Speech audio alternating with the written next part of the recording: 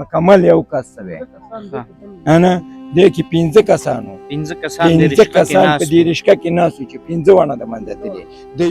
څلورمه ورځ ده چې د پاکستاني لوري او د افغان ځواکونو ترمنځ جګړه روانه ده. الحمدلله ثم الحمدلله پاکستان چوڼی ورغسته ده ول عثمان امیر سے حوصله وساته. رب دې تاسو ته موږ ټولو ته د زړه صبر راکړي.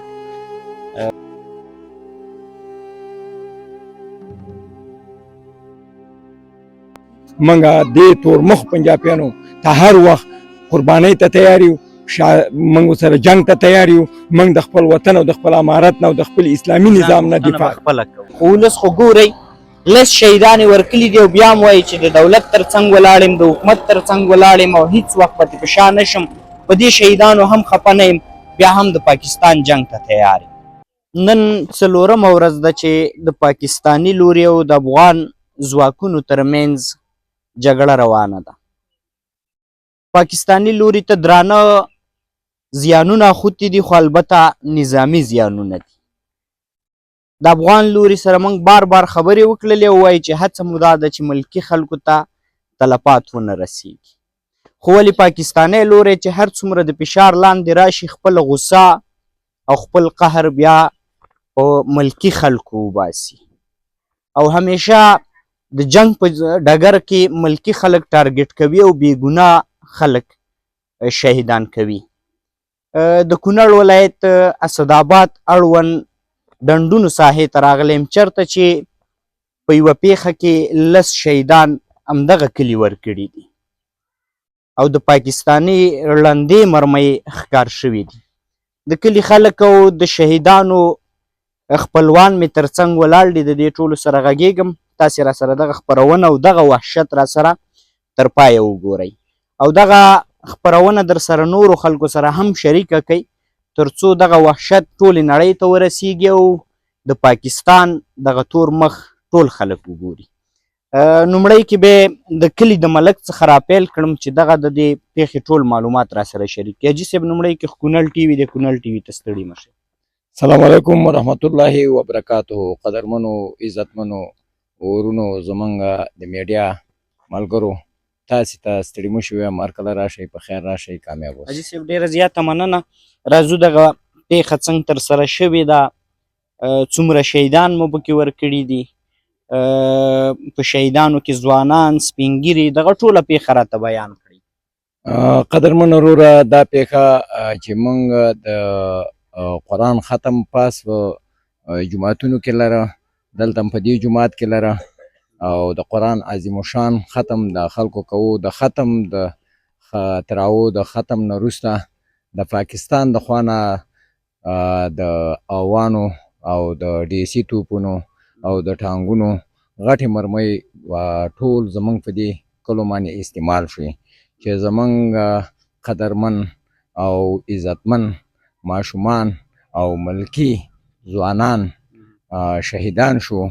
دا ډېره یو ظلم او ناروا او ځکه چې دلته نه نظامي تاسیسات شته او دلته نه نظامي پوستې شته. د نظامي پوستو نه ډېرې جدا دي او ډېر لرې دی دا کلی چې د څلورمې ناحیه د مرکز مربوط د ډنډونو ساحې په نامه باندې یادېږي او خصوصا دا کلی د بیلې په کلي په نامه باندې یادېږي چې د دې دا مرمۍ د هغې نه ډېرې زیاتې شروع شوې چې د ښځو ماشومانو او د تنکو ځوانانو ډېرې چغې او هاودې دې ختلې. دا وحشتناکه پیښه وه، ډېره یو بېځایه او ناروا پیښه وه. موږ د خپل امارت اسلامي سره ټول ولس څنګ په څنګ ولاړ یو. دا زموږ حکومت دی، دا زموږ نظام دی، موږ ته ملاتړ کوو. خو چې په سنګر کې شهیدان شوي وي نو پروا یې نه کوله.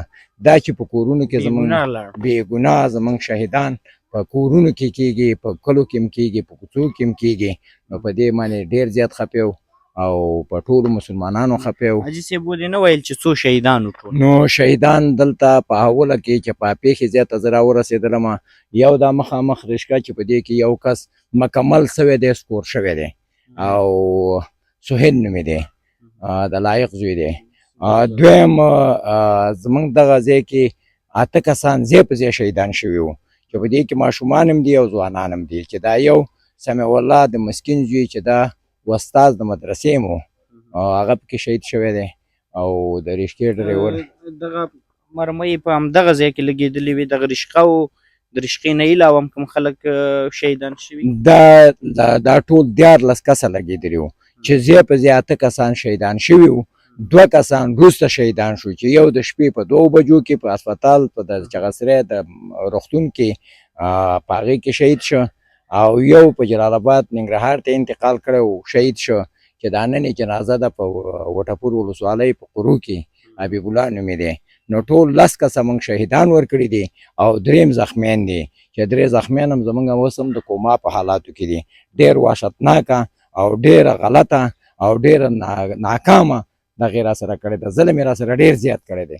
ډېره ناروایي را سره کړې ده زموږ دا عام ولس دی دا ټول د دې کلي اوسېدونکي دي د دې محلې اوسېدونکي دي ماشومان ترې پاتې شو ښځې ترې پاتې شو دي ځوانان یې رانه شهیدان کړل ناروایي را سره وکړله او که چېرته جنګ کوي نو موږ ځوانان ورتلی شو موږ سره مخامخ جنګ کولی شو موږ د دې خبرې تیار یو زموږ افغانان هر یو سړی دی جنګ ته تیار دی دا ناوړه جنګ دا ناروا چې موږ سره کړی دی ته هر یو تیار دی او د امارت اسلامي په څنګ کې موږ ولاړ یو دا چې شهیدان مو ورکړل دغه کلي دغه ولس درد ولیدو خو حوصله ختمه نه ده بیا هم جګړې ته تیار یو نو زموږ حوصله هېڅ وخت نه ختمېږي ځکه چې د ظلم په مقابل کې باید مسلمان سړی د ظالم لاس ونیسي او مظلوم سره کومک وکړي موږ مظلومان یو او دغه ظالمان دي موږ په خپلو کورونو کې ولې موږ د خپل کورونو دفاع کوو هر وخت ته تیار یو حاجي صاحب دغه رشقې یو ځل ګورو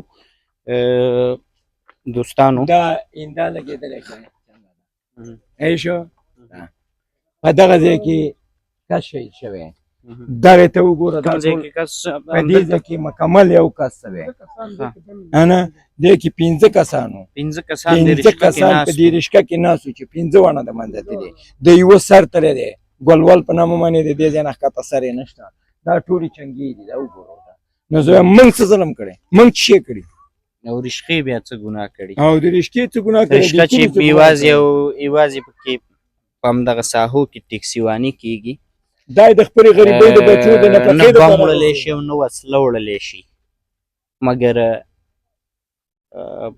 په ډېرې سپین سترګۍ ولسي خلک ټارګېټ کېږي او بیا د هغوی رشقې ټارګېټ کېږي که اوس ولسي خلک چېرته په نظامي موټر کې وی او شهیدان شوی وی نو خلکو به ویل چې نظامي موټر یې ټارګېټ کړی دی مګر دا خو یوه عامه رشقه ده او دغه ورور به پکې د ځان لپاره نفقه پیدا کوله همداسې ده همدغسې ده چې دې ورور دا یې نیسي اخیستې ده په کښتونو یې اخیستې ده او د خپلو بچو دپاره حلال رزق پیدا کوو او هغه حلال رزق کې 15 ځوانان په دې یو رشقه کې شهیدان ورکړه ولې څه ګناه یې کړې وه ستاسې له کوره نه پکې څوک زما یو د تروزي نوسی دی او یو مې پکې وراره کېږي دغه سمیع الله چې دا ټول زموږ خپله کورنۍ ده او دا نور هم زما بچیان دي زه د دې کلي د دې منطقې مشر یم دا ټول زما اولاد دي بلکل بلکل قاري صاحب تاسې مخکې یاده وکړله صحیح ده حاجي صاحب صحیح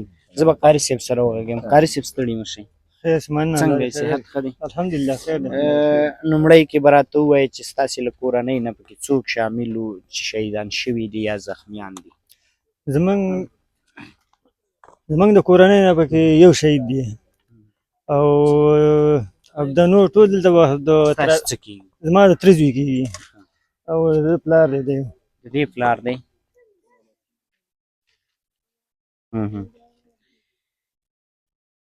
د دغه پیښې په وخت کې تاسې هم دلته موجود وئ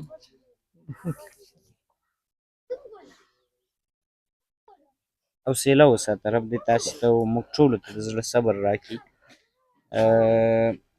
دغه خبرې یوازې او یوازې د دې لپاره کوو چې همدغه وحشت نړۍ ته وښودل شي دغه وحشت خلکو ته ورسیږي دغه وحشت هغه پښتنو ته ورسیږي چې په پاکستان کې ناست دي او د همدغه نظام ملاتړ کوي دا مې یو پښتون ورور دی او ته مې یو پښتون ورور یې مګر خپله یې ننداره کوي نو دغه خبرې یوازې او یوازې د دغې لپاره کوو چې د پاکستاني رژیم دغه مرداره څېره نړۍ ته وښایو بس ظلم یې کړی دی ګنې د امارت اسلامي پوستې معلومې دي بیزونه معلوم دي او په سرحد کې بس هر ځای د هغوی معلوم دی خو لیکن دې ظالمانو بس صرف په عوامو او په مسلمانانو باندې بس دا ړانده توغندي راواړتول. زموږ د کورنۍ پکې د خبرې سړی پکې د منځه یوړو. دا زما نه کشر و خو نور ډېر تکړه و، دلته په مدرسه کې معلم هم و، کورنۍ کې یو د کار سړی د کار سړی رانه ویوړ. رب دې تاسې ته د زړه صبر درکړي، رب دې اجر درکړي. هغه شهید شو او د وطن په خبره کې شهید شو، د وطن د دفاعي حالات کې شهید شو، د وطن د غچ اخیستلو په جګړه کې شهید شو. نه موږ هم بس کو شهیدان هر څومره زموږ دغه کېږي هغومره زموږ قهر هم زیاتېږي دې سره. او موږ د امارت اسلامي دغه سره مخکې هم ولاړو او اوس به هم ودرېږو انشاءالله. بس موږ د هغوی سره خپل ملاتړ بیان کړی دی. دغه شهیدانو غچ بېګا امارت اسلامي اخیستی دی. تاسې به خبرونه کتلي وي په خوست، تورخم، پکتیا او همدغه راز په کونړ په ډېرو ساحو کې جګړه روانه وه او هم د دغه شهیدانو غچ یې اخیستی دی. او زه په دې مطمئن یم څنګه چې د ننګرهار د 19 شهیدانو د کورنۍ د غړي سره اړیکه ونیول شوه او ورته ویې ویل چې ستاسې بدله مو ډېر په لوړ قیمت واخیسته، همدغسې به ستاسې دغه غچ هم اخیستل کېږي او اړیکه به ورسره بېرته نیسي. موږ امارت اسلامي نه مننه کوو چې هر کله به زموږ ملاتړ کړی دی او موږ هم بس د هغوی بس ملاتړ کوو. بس په هر حالاتو کې بس په موږ د غږ وکړي، بس څه خبره نشته. سنګر ته ورسره ځو، بس په هر قسم د حالاتو بس موږ ورسره تیار یو. بس تاسې دې ژوندي وئ، سلامت اوسئ. ته څنګه یې وراره؟ صحت دې ښه دی؟ روژه که بوزئ؟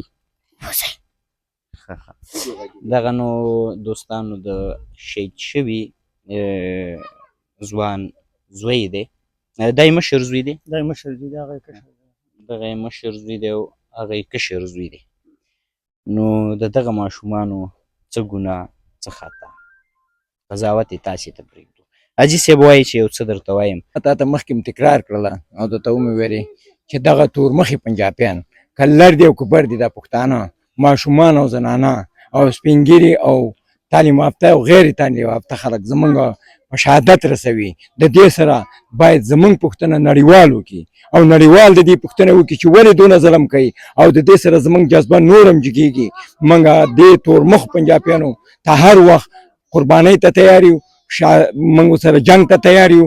موږ د خپل وطن او د خپل امارت نه او د خپل اسلامي نظام نه دفاع او موږ د خپل ځان پوښتنه همیشه دپاره کړې ده او کوي. او دا موږ سره ډېر ظلم او ناروایي کړې ده. نړیوال باید د دې پوښتنه وکړي چې ولې ماشومان او زنانه او په کورونو کې په ملکي خلک ولي د دې سره زموږ جذبه ډېره زیاته شوې ده. موږ دغه جنګ ته تیار یو. حاجي صاحب ډېره مننه.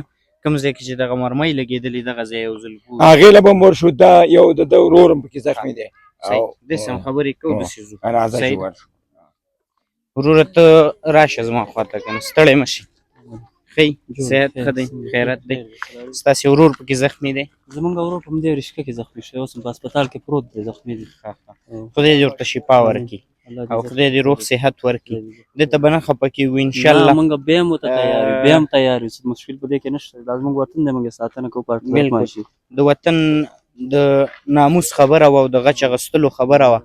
نو د وطن جنګ کې خو دا خبرې راځي او دا لترینه درجه ده چې یو څوک د وطن په خبره کې شهیدېږي او خدای دې ورته صحت ورکړي.